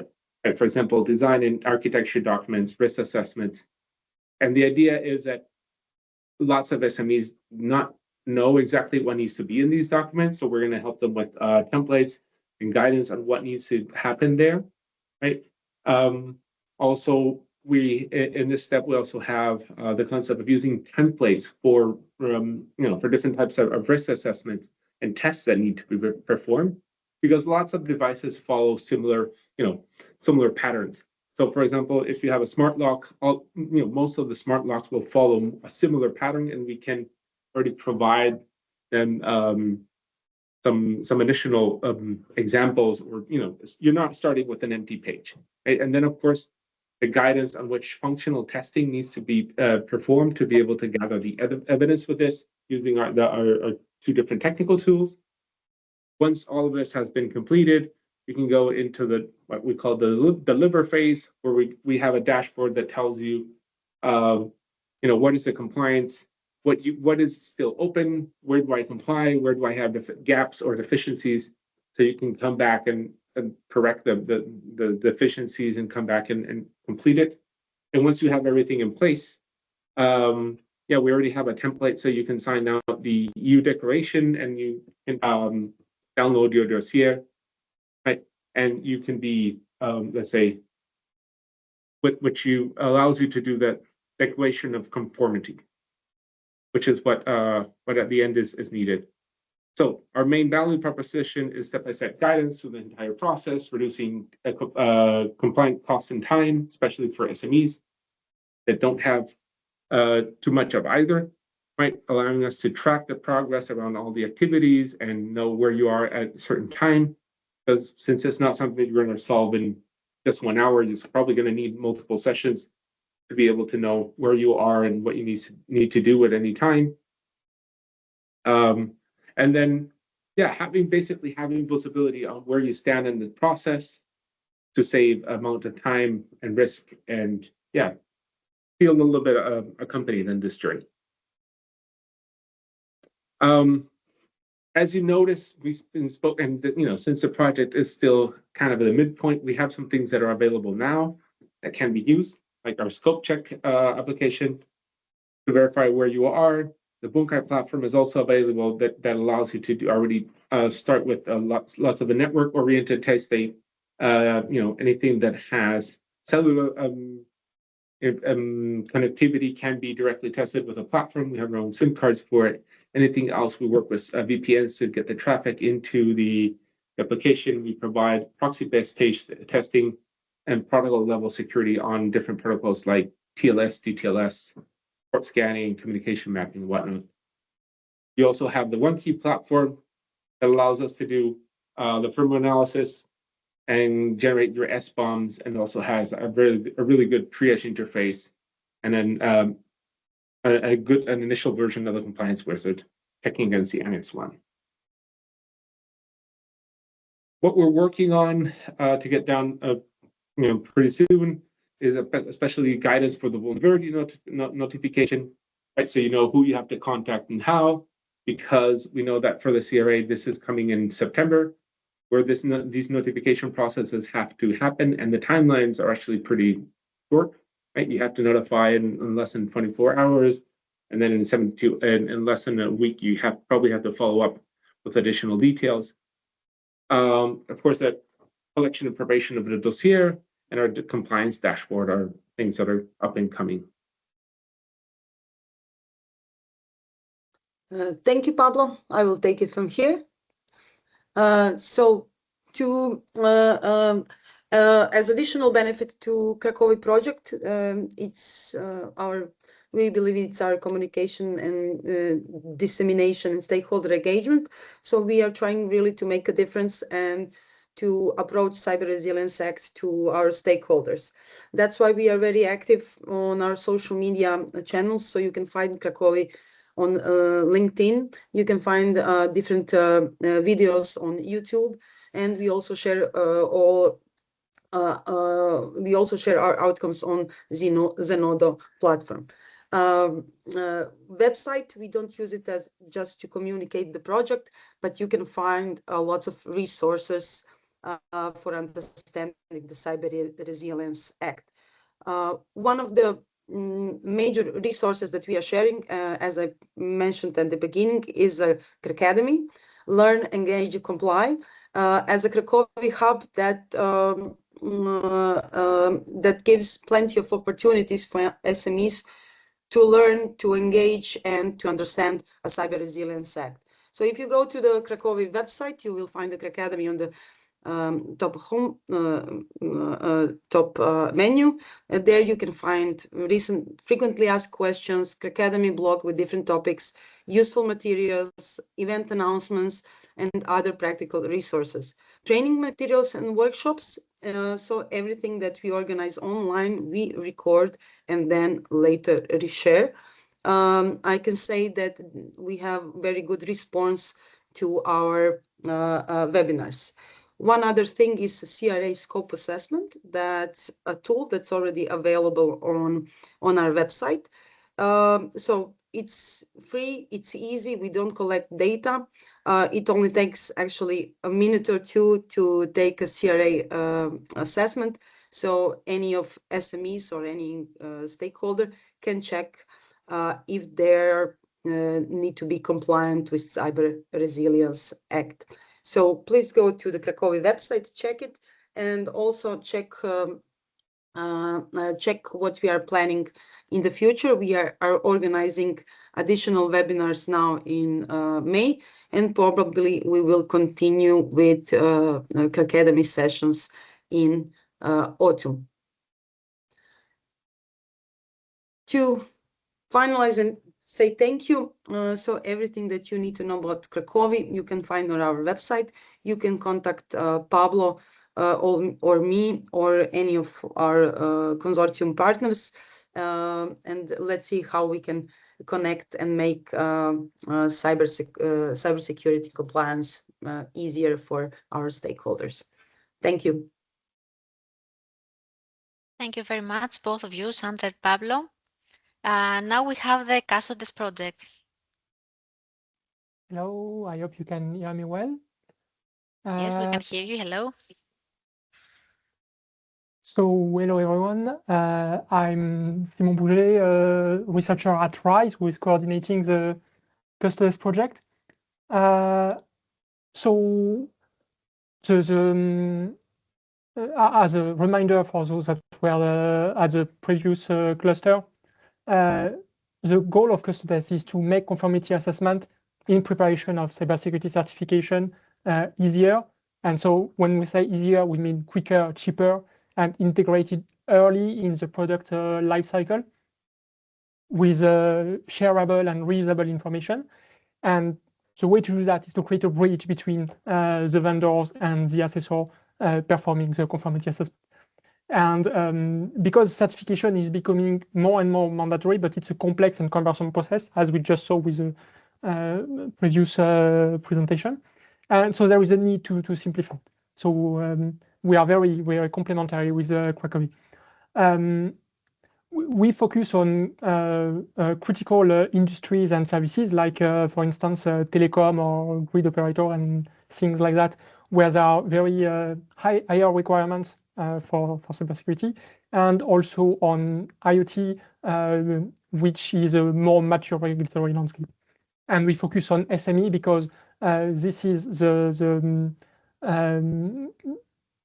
type of companies that really have very hard barrier to entry, and so we want to make it easy for them to get involved in certification.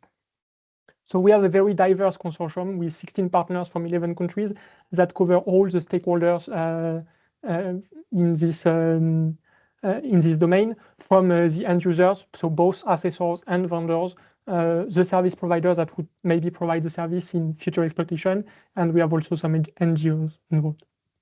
So the main results and progress since the previous cluster meeting is that we now have a full integrated prototype that is ready and open for external piloting activities.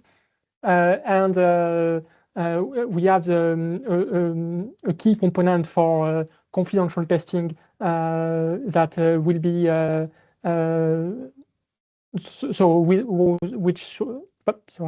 we have a key component for confidentiality, and the source code, we will make it available online for public audit in the next few days. We are just like finalizing which license we provide for the code. So the architecture of the project that I presented in the previous meeting, I won't go into details today, but just as a brief reminder and to highlight a few key points, So again, the point of this architecture is to serve as a bridge between vendors and assessors. And so the key focus that we had when designing this architecture were efficiency. We want to make the process easier, and we want to make the process very tailored for composite target of evaluation, because ICT products are often very complex and composed of many different components. And to facilitate the process for composite tools, we want to make it easy to share information between different assessment process, and that also makes it easier to have continuous certification and recertification of a given product when you update a component that you use inside the product. We don't want you to have to redo the entire process, and so we wanted the process to be modular and tailored for easy recertification. Progress since the previous time is that we now have a refined workflow that we have started using in the pilot operations.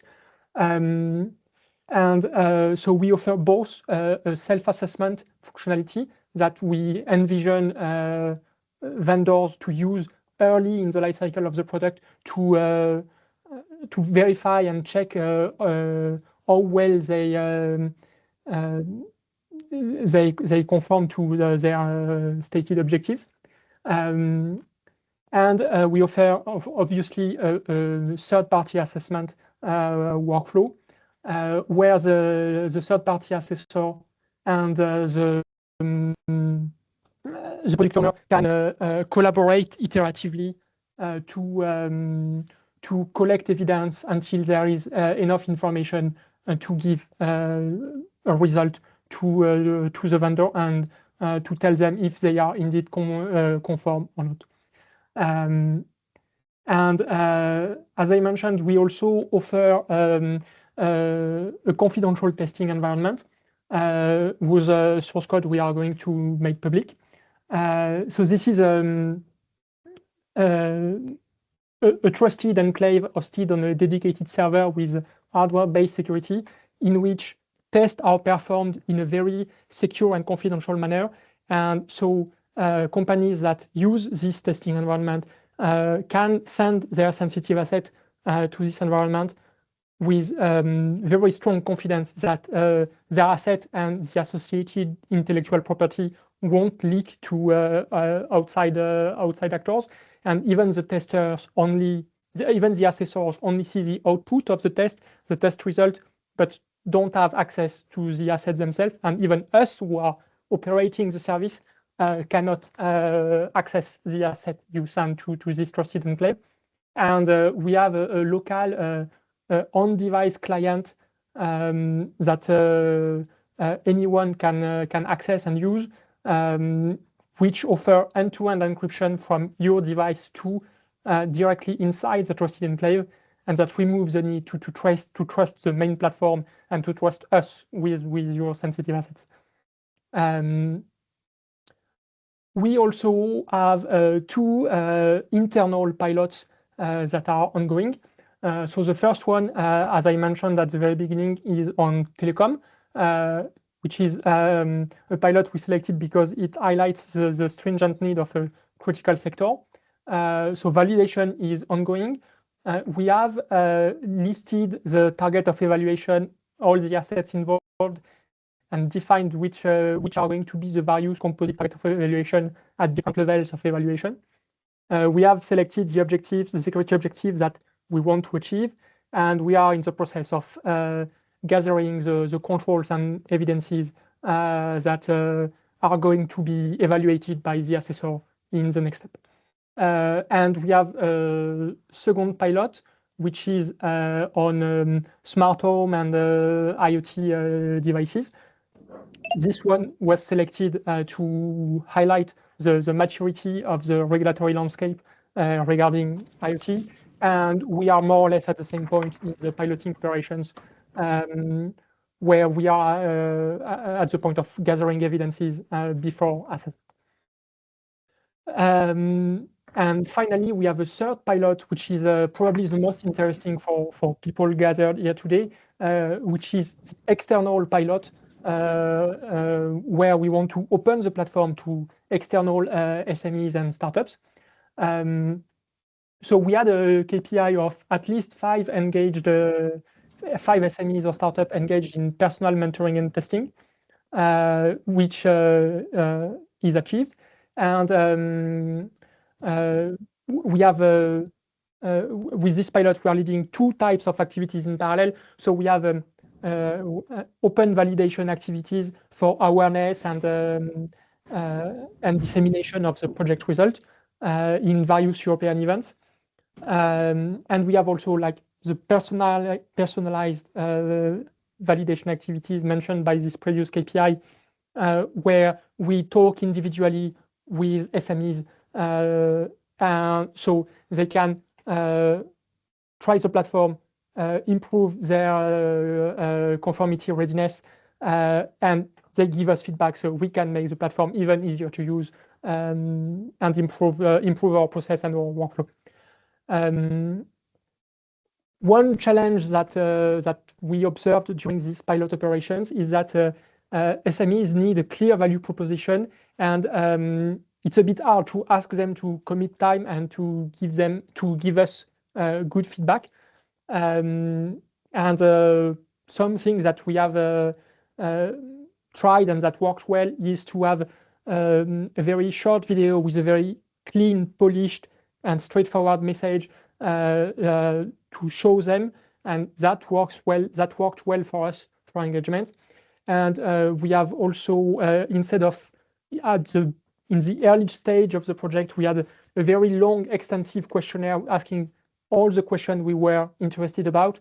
And now we have moved toward a more targeted approach where we have different types of questionnaire depending on the activity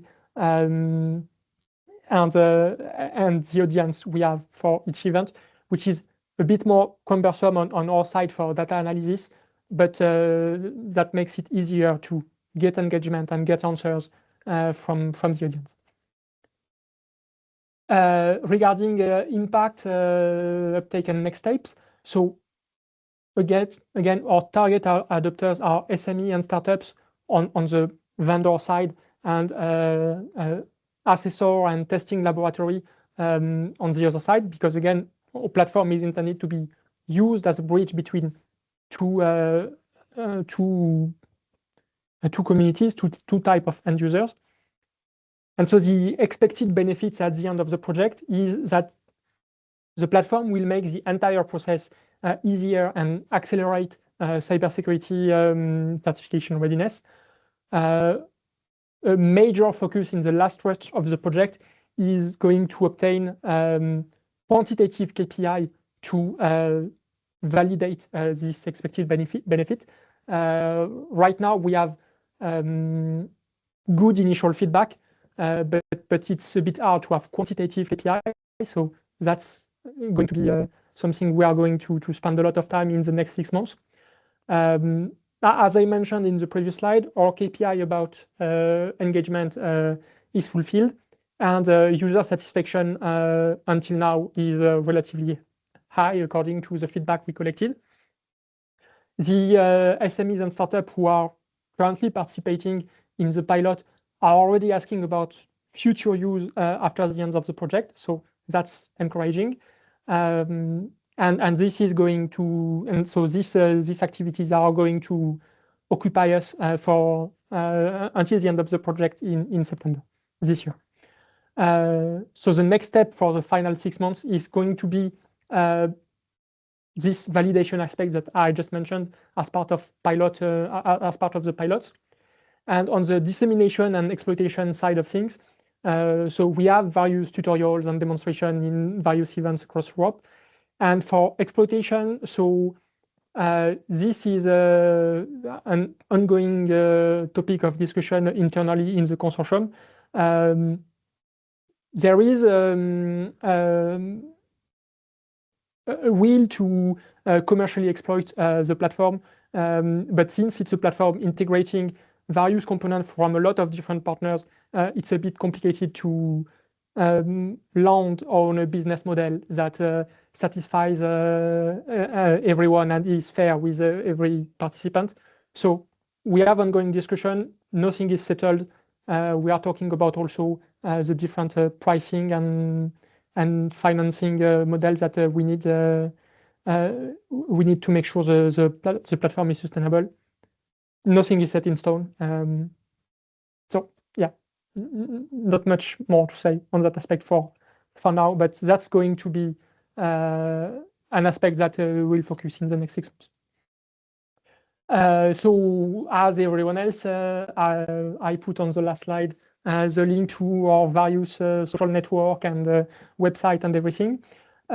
You can subscribe to our newsletter, and so the final takeaway message that I want you to take home is that so our pilot 3 is open, it's ready. If you want to participate, we want to have you. So contact us if you want to try the platform for your own product. We will be happy to show you how it works and engage you in our pilot 3 activities.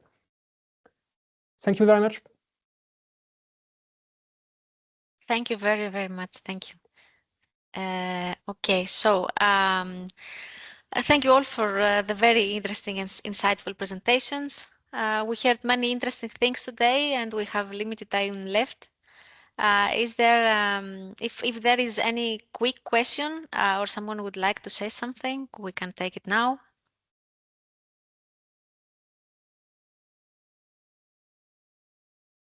If there are no questions, feel free to contact us afterwards. We can always continue the communication offline. Just remind you to upload your presentation to the share folder. You will be informed once the webinar video is available. We will also promote it on social media, so feel free to like and repost it. Okay, so that's all. Thank you all once again for your participation and for your valuable presentations. It's very nice to see the progress and how important achievements European projects are bringing today. We look forward to seeing you all again in the future. Have a great afternoon, everyone. Thank you very, very much. Thank Bye. you. Thank you very much. Thank you. Bye. Thank you. Bye. Thank you. Thank you. Goodbye.